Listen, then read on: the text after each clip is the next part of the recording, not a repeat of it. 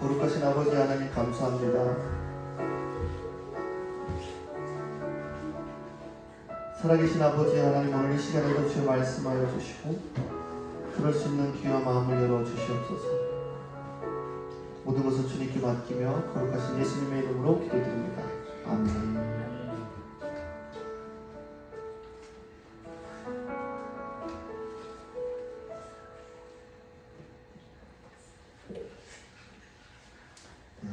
감사합니다.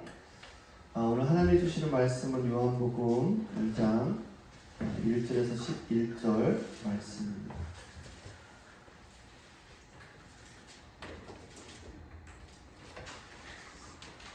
요한복음 2장 1절에서 11절 말씀을 우리 한 절씩 교독하겠습니다. 요한복음 2장 1절에서 11절 말씀을 한 절씩 교독하겠습니다. 사흘째 되는 날에 갈릴리 가나에 혼인잔치가 있었다. 예수의 어머니가 거기에 계셨고 예수와 그의 제자들도 그 잔치에 초대를 받았다. 그런데 포도주가 떨어지니 예수의 어머니가 예수에게 말하기를 포도주가 떨어졌다 하였다. 예수께서 어머니에게 말씀하셨다. 여자여, 그것이 나와 당신에게 무슨 상관이 있습니까? 아직도 내 때가 오지 않았습니다. 그 어머니가 일꾼들에게 이르기를 무엇이든지 그가 시키는 대로 하세요 하였다. 그런데 옛사람의 정결 예법을 따라 거기에는 돌로 만든 물 항아리 6이 놓여 있었는데 그것은 물 속에 누리들이 항아리였다. 예수께서 일꾼들에게 말씀하셨다. 이 항아리에 물을 채워라. 그래서 그들은 항아리마다 물을 가득 채웠다. 예수께서 그들에게 말씀하시기를 이제는 넣어서 잔치를 맡은 이에게 가져다 주어라 하시니 그들이 그대로 하였다. 잔치를 맡은 이는 포도주로 변한 물을 맛보고 그것이 어디서 났는지 알지 못하였으나 물을 떠온 일꾼들은 알았다. 그래서 잔치를 맡은 이는 신랑을 불러서 그에게 말하기를 누구든지 먼저 좋은 포도주를 내놓고 손님들이 취한 뒤에 덜 좋은 것을 내놓는데 그대는 이렇게 좋은 포도주를 지금까지 남겨두었며 하였다. 같이 읽겠습니다. 예수께서 이 첫 번 표징을 갈릴리 가나에 행하여 자기의 영광을 드러내시니 그의 제자들이 그를 믿게 되었다. 아멘. 오늘 우리가 살아가고 있는 이 시대를 일컬어서 기쁨이 없고 또 쾌락만 넘쳐나는 시대다라고 이야기하는 분들이 있습니다.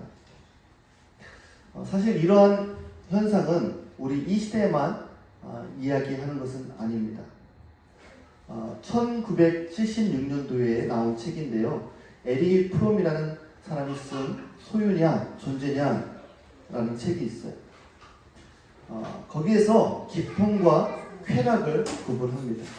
좀 비슷한 성격을 가졌지만 완전히 다른 성격을 가지고 있다라고 말하고 있습니다. 그래서 이 기쁨과 쾌락을 구분하면서 이런 말을 했어요.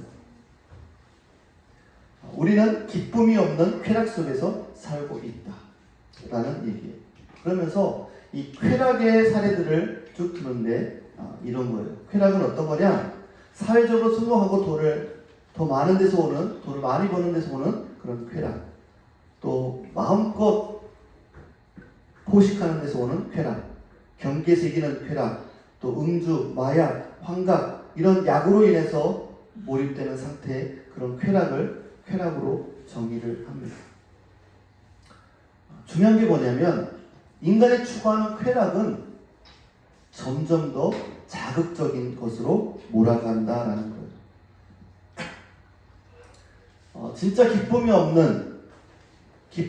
없는 사람들은 새롭고 좀 더 자극적인 쾌락을 끊임없이 추구하고 몰고 간다라는 거예요. 이 책을 쓴 에이리 프롬이라는 분은 1900년생이에요. 그러니까 이분이 살아계시면 지금 굉장히 많은 100살이 넘는 분이셨겠죠.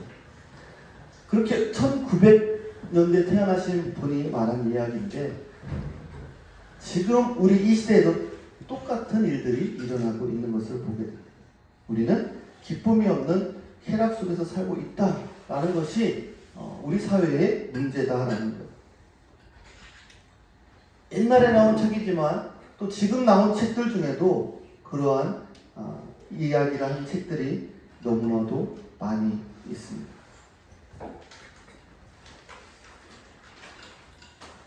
참된 기쁨을 상실하고 게임 중독, 마약 중독 뭐 이런 거에 헤매며 인생을 낭비하고 있다라는 거예요. 가짜 기쁨에 혹해서 살아가고 있다는 거예요. 우리가 말하고 있는 참된 기쁨을 잃어버리니까, 그 능력을 잃어버리니까 그런 쾌락을 쫓아서 우리가 산다는 거예요. 여러분들이 기억나실지 모르겠어요. 옛날에 한국에서 기름이 비싸니까 가짜 기름을 만들어서 넣었던 때가 있었어요. 무슨 그 이름이 있는데, 네, 세록스 맞습니다. 역시 네, 역시 네, 옛날 사람이죠. 네. 지금은 잘 모르죠. 세록스를 이렇게 넣잖아요. 근데 싼 맛에 넣었는데 결국에는 그 차가 망가지는 경우들을 보게 됩니다. 인생도 마찬가지.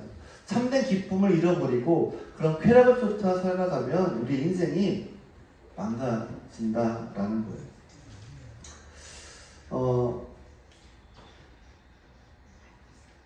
또 하나의 책이 있는데 뭐냐면 중독의학 교수인 에나 렘키라는 박사가 있는데 그분이 쓴 책이 뭐냐면 이 도파민 네이션이라는 책이 있어요. 그러니까 인간의 몸에는 도파민이라는 호르몬이 나오는데 이 도파민은 뭐냐면 인간의 어떤 쾌락이나 고통에 관여하는 그런 호르몬이에요. 근데 이 도파민이 나옴으로 인해서 행복한 이제 생각이 들고 행복한 마음이 드는 거예요. 행복 호르몬이라는 그런 별명도 있습니다. 근데 이 도파민이 우리 몸에서 적게 나오면 우울증이 생긴다라는 거예요. 그래서 우울증이 있을수록 어떻게 해요? 햇빛을 많이 쬐고 기쁘고 또 이렇게 몸도 활동하고 그렇게 해야 된다라고 전문가들이 이야기를 하죠. 바로 다 이 도파민과 관련된 것입니다. 좋은 사람을 만나고 좋은 사람과 이야기하고 좋은 사람과 시간을 보내고 많이 웃고 그럴 때 도파민이 많이 우리 몸에서 나온다고 합니다. 그런데 이 저자가 강조하는 것은 뭐냐면 현대인들의 불행이 어디에 있느냐?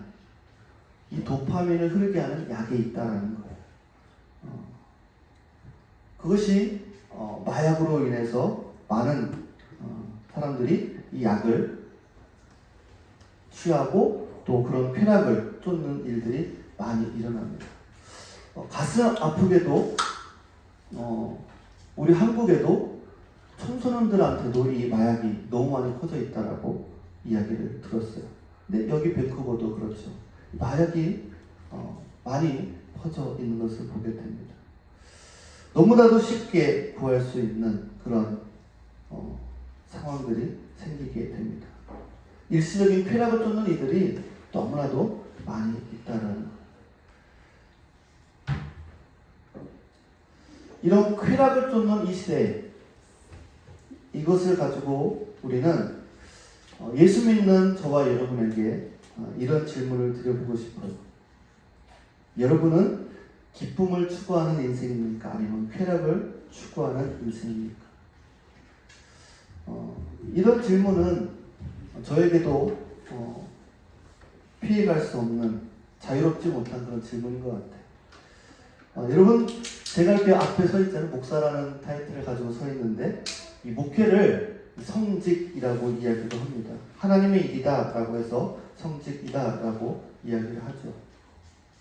그런데 이 성직자도 목회자도 목회를 통해서 자신의 욕망과 쾌락을 취할 수 있다라는 거죠. 그럴듯하게 포장하고 있지만 겉으로 숨기고 있지만 이 내면에서는 야망, 내가 무언가를 이루고 싶은 그런 것들을 통해서 쾌락을 맛볼 수 있다는 거죠. 교회를 얼마든지 악용할 수 있다라는 거예요.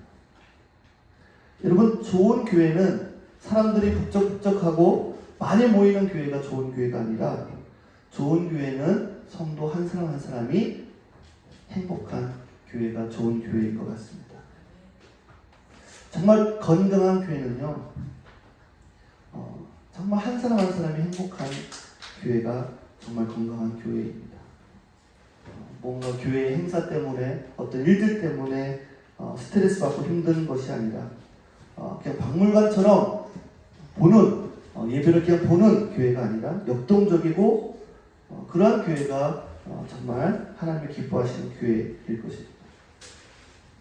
목회자가 자신의 야망을 이루기 위해서 계속해서 성도들을 동원하고 이벤트를 하고 이런 것이 절대로 교회가 건강하다라고 표현할 수 없다라는 것. 우리 밴쿠버 스마일 교회에 하나님이 주신 그런 소망, 우리 교회를 향한 하나님의 마음은 지금 예배드리는 여러분들이 우리 아이부터 어른에게 이르기까지 정말 행복한 그런 교회가 될 수 있기를 간절히 축복합니다. 제가 뭔가를 이루어서 교회가 커지고 건물이 생기고 그런 것이 제 어떤 그러한 좋은 교회가 아니잖아요.